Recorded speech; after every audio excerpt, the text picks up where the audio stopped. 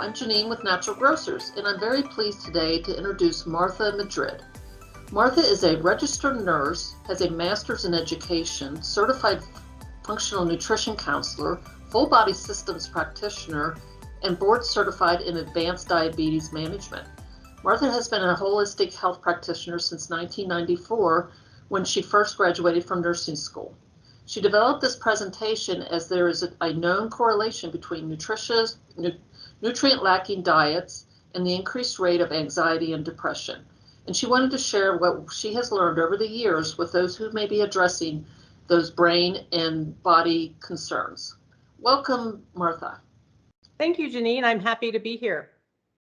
I want to thank you so much for joining me today and to Natural Grocers for inviting me to speak with you today about managing anxiety and depression with reason, activity, diet, and supplementation.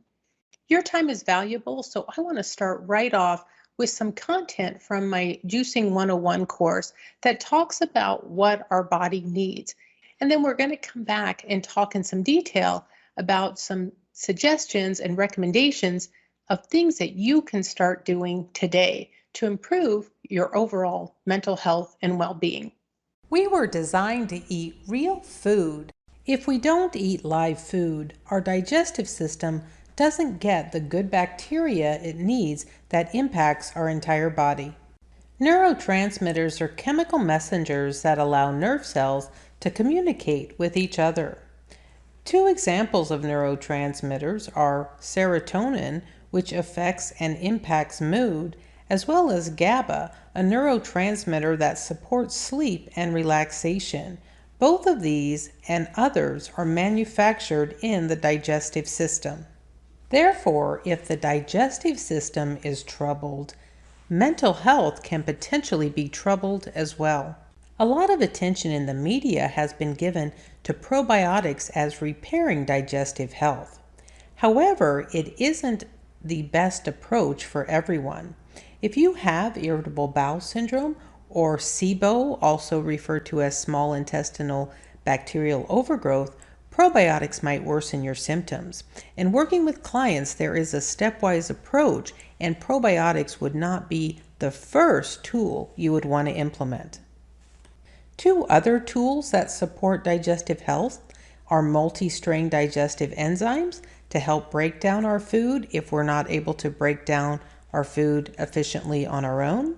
And also an easy, inexpensive, no-cost tool is chewing your food thoroughly. If you're still having problems after chewing food thoroughly, a digestive enzyme can better break down your food and increase the absorption of nutrients. With my functional health clients, I do an extensive intake, and one of the things I recommend for most clients from the beginning are the following high-quality supplements: a multivitamin, B complex, vitamin D3 with the dosing dependent on what their current levels are, magnesium glycinate, and omega-3 fats. Fish oil is one source of omega-3 fats, and some good food sources are walnuts, flaxseed, and flaxseed oil, as well as chia seeds. Be sure to check with your healthcare provider before adding supplements to your healthcare regime. Supplements can help fill in the gap while you're adjusting and developing a nutritious eating plan. You may be thinking, but I don't want to take more pills, or I don't want to take pills at all. There's good news. There are quality liquid multivitamins. And as a bonus, the liquid can be added to your juice, or it can be added to a blended drink. Remember to start low and go slow with supplements. Live food is preferred because it contains the enzymes, the good bacteria, the nutrients that our body needs to function at its best. Supplements are helpful to fill in the gaps while we're developing a nutritious and healthy eating plan. Hopefully from that video, one of your biggest takeaways was that real food is our best friend when we're trying to achieve good health. So many processed foods have negative ingredients in there that can harm our body, can contribute to inflammation, and most importantly, just don't offer any nutritive value at all. When I work with functional health clients, I ask them to keep a food, mood, and poop journal. And what that tells me is what kind of food they're eating, how it's affecting their mood and energy, and also what their elimination processes are. One of the most common discoveries I find is individuals are not drinking water. And this was true for me many years ago. I was a coffee, caffeine, diet soda. I did it all. And then I wondered why I felt poorly back then. I didn't know then what I know now and what I can share with you. So one of the first recommendations when I look at individuals' intake is to remove the processed foods.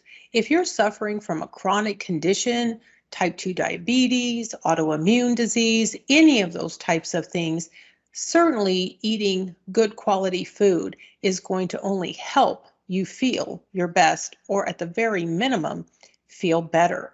So real food is the ground level where we start, increasing water intake and also decreasing or eliminating processed foods. The supplementation that's recommended was a multivitamin. I suggest that liquid gold. And here's why. When you're trying to transition and eat better, it's hard to figure out, well, which vitamin, which supplement do I need? And so often when I visited with clients, they'll bring in like a basket of all these supplements they've bought. The liquid gold, which by the way, I don't have any stock in, but I do think it's very effective. It has basically everything that's recommended to improve mental health in it. So it's an easy way to say, hey, I'm going to take a half a cap to start and then maybe up to a full cap if I'm feeling okay with that, and make sure I'm getting the nutrients I need. The next thing was complex B vitamins. So many of us are deficient in B vitamins. One of the things to know about your B complex vitamins is if you do take those, your urine is going to look a little bit brighter. Typically, it may be bright yellow. The anti-bright yellow is drink more water, which we all need to be doing anyway. I want to pause one moment and say if you are under a healthcare provider's care, and they are recommending limiting food or fluid intake, please follow the advice of your healthcare provider. This educational program does not replace the recommendations and prescriptions of your medical provider. It's being provided for educational purposes. The next recommendation was vitamin D. I'm not sure if you're aware, but most people in this country are very low in vitamin D. I just read a recent article out of Israel, how they did studies that vitamin D was correlated with poor, or low vitamin D was correlated with poor outcomes in COVID and Omicron patients. So one of the things that we can do is make sure we're taking vitamin D. It's difficult to get in food, so it's a good thing to take as a supplement. The other interesting thing with vitamin D is it's not really a vitamin, it's actually a hormone, and it interacts with so many other hormones in our body. It helps with immunity. There's research and correlation with nervous disorders might have a vitamin D deficiency component to it. So I encourage all of my clients to get their vitamin D drawn and to let me know what their level is. And the goal is to get that vitamin D level where it needs to be, and then also sustain that level. And we can work with your physician if you have someone that you're meeting with, and they typically should be drawing your vitamin D level and prescribing if needed. The next one on there was magnesium glycinate. One of the most common things on the food, mood, poop journal I get is, I don't sleep well. Well, if you're not sleeping well, how are you going to have the energy to do what you need to do day to day? Glycine is an amino acid that helps with sleep. Like all of the supplements I've mentioned so far, start low, go slow. You don't want to go overboard and say, oh, well, I can't sleep, so I'm going to take lots and lots of magnesium glycinate. That's not how supplements work. I do recommend start low, go slow, because your body does need to adjust to them. So if you're not sleeping well, it didn't happen overnight and it's not going to fix overnight. So it's important to make sure that you give your body time to adjust to any supplements that you're taking. The final one that I recommended were omega-3 fats.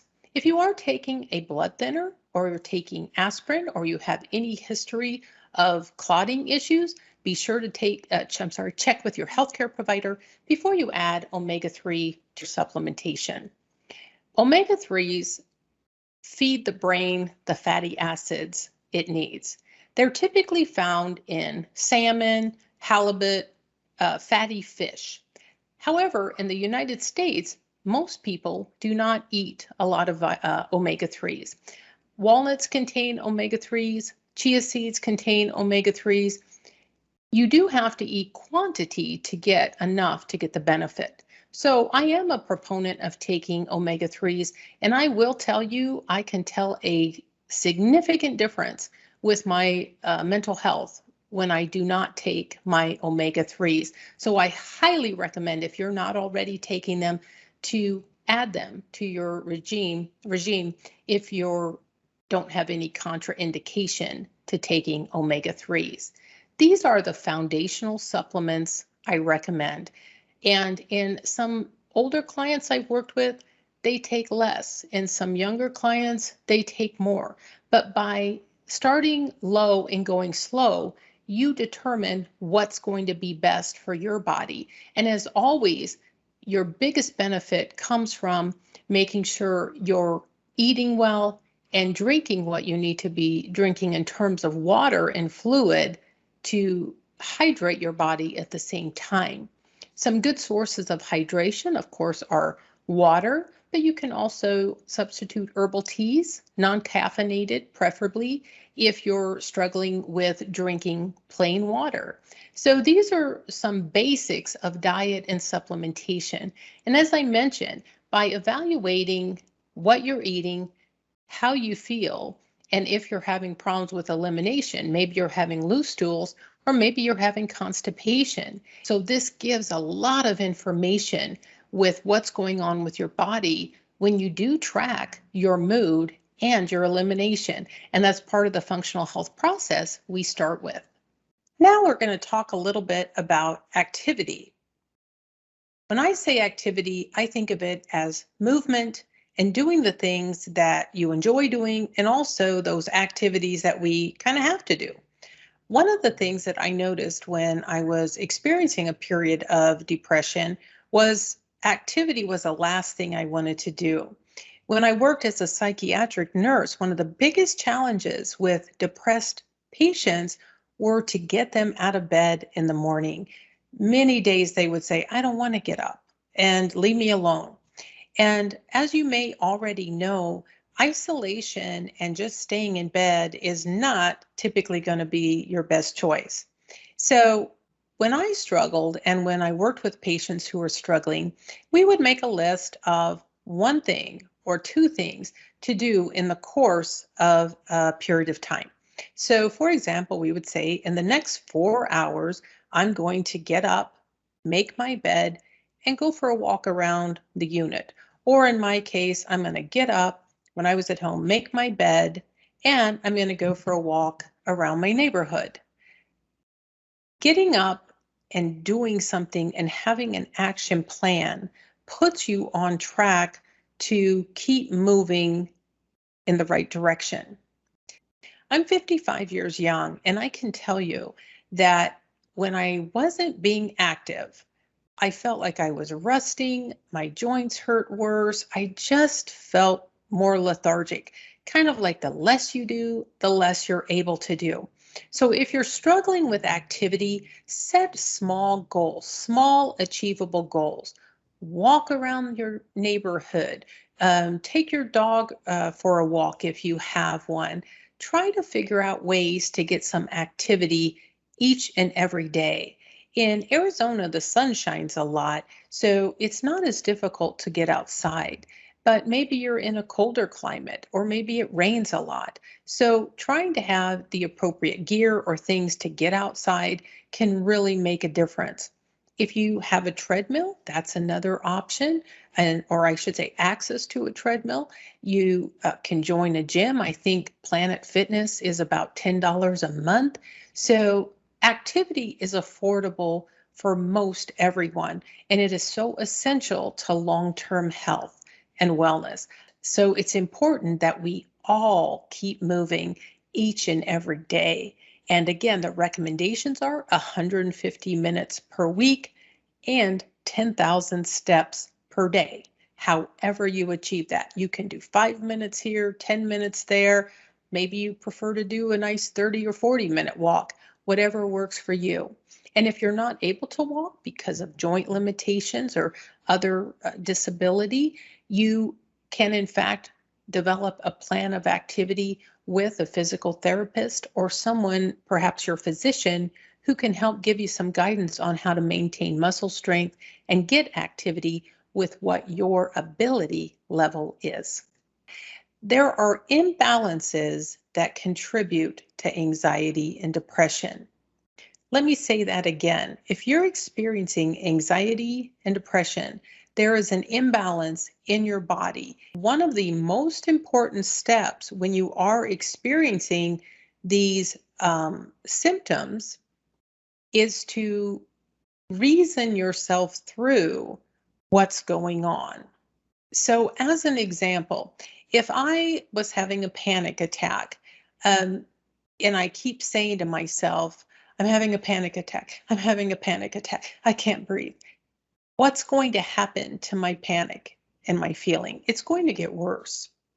One of the things that you can trick or fool your body into believing is that you're relaxed. So, what's really important to do when you are experiencing anxiety is to deep breathe in through your nose and breathe out.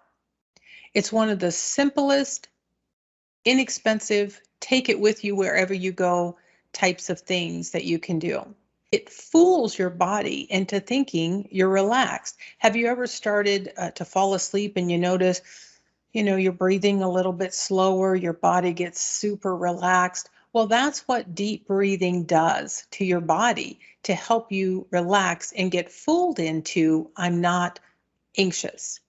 So deep breathing is one of my favorite and most effective tools for anxiety, also for depression. Meditation, listening to positive guided meditations. These are all good things to help feed your brain good, reasonable thoughts and to derail it from the thoughts that it wants to go to when we're dealing with that imbalance. So cognitive behavioral therapy, there's lots of books and lots of research out there on it. It's a place to start. And also, if you are taking medication for depression or anxiety, keep in mind that eating real food does not, it doesn't mix with your medications or cause any contraindications or side effects. Real food is what we were designed to eat from the beginning, so that's not going to cause you any problems. On that note, neither is deep breathing. There's nothing negative about using your body to help calm down your body when you are feeling stressed or anxious. So controlling your thoughts and reframing any type of negative thoughts is going to trick, for lack of a better word, your body into saying, I'm not depressed, I'm not anxious. And I don't want to oversimplify it in the sense of saying, hey, all you need to do is think positive, because we all know how great that works, right? So when you are feeling depressed or anxious, just being very mindful of what you're telling yourself. So thoughts affect your body just like activity affects your body, what you do and don't do. So this may not be new information to you, but just as a reminder to keep in mind what, no pun intended, keep in mind whatever you say to yourself there can be a cellular effect on your body. I did some research with some of my clients, and this goes back all the way when I was working with stroke survivors in a support group. I would have some of the people that were able to hold out their arm, they would put their arm out to the side, and I'd have them close their eyes and think of something super positive or a really happy experience in their life. And when they would do that, and I would push down on their arm, they were like a steel bar, couldn't move that arm. However, when I said, okay, now think of a time where you didn't have a good experience or something didn't go well, you felt bad, and I had them put that arm out again, and I said, okay, I'm going to try push down on that arm. It would just flop, no energy whatsoever. You can try this with other people without them knowing, because as soon as you tell someone, you might get a different reaction. But 95% of the people I have done this with, negative thought takes your energy. So whenever you're thinking negative, it's super, super important, or being, unkind to yourself, it's super important to reframe that with something positive. In summary, reasoning through symptoms, activity, diet, and supplementation when needed are all tools that can help anyone better manage anxiety and depression. If you have specific concerns or would like to learn more about functional health, please visit my website, fhspecialist.com. This is the appointment page. You'll notice that there's a new client intake form and the food, mood, and poop journal that I have clients fill out while working with them to improve their overall health and well-being. If you're interested in utilizing functional health to manage your anxiety and depression, please reach out to me via the Contact Us tab or by making an appointment. Thank you so much for joining me for these few minutes, and I hope you have a wonderful rest of your day. Thank you so much, Martha. Well, thank you for having me, Janine, and I hope the viewers find this information helpful and practical in their everyday life. Thank you everyone for watching. Remember to like the video and subscribe for more virtual classes from Natural Grocers. Are you looking for personalized nutrition advice to support your unique health goals? Please visit naturalgrocers.com/virtual-coaching to book a free one-on-one nutritional health coaching session with your nutritional health coach today.